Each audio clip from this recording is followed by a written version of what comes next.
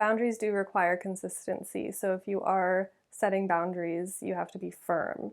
People are very willing to cross your boundaries, especially if they don't know that they're crossing your boundaries. So making sure that when you set your boundaries, you are firm with them. And if someone crosses them, just saying like, hey, you're crossing my boundary that I set for you, you know, let's do something about that.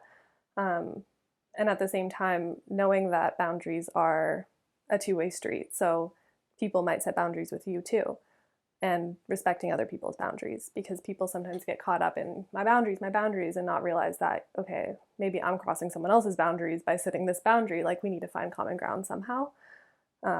So yeah, I think just like making sure you're taking the boundaries easy, using them when you have to, being firm with them, but also using your human side of you to see other people's side of the story and see what they might want from the boundary or what their boundaries are, and respecting those as well. I think it's very, especially with immigrant parents or anyone from a different culture that might really value the family system a lot more than Western cultures do. Um, there is a lot of pressure to like a live with your parents as you're growing up, or like live with your mom and grandma and whatever, and b do what they the path that they had set out for you. And yeah, that's just not a realistic way to live happily there, especially in our culture. And I think there is a lot of young adults, young women especially, who feel that pressure to kind of live with their parents or like move in with their boyfriend's family or whatever it might be.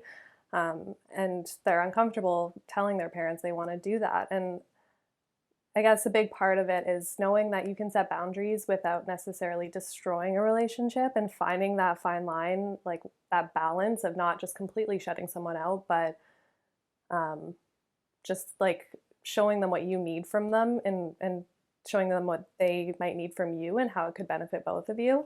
And I think for them to have someone like me, like a therapist, or, any other relationships in their lives where they can feel secure and feel like they have somewhere that's safe for them, then that home that they've created that might be their only safe space doesn't feel as necessary anymore.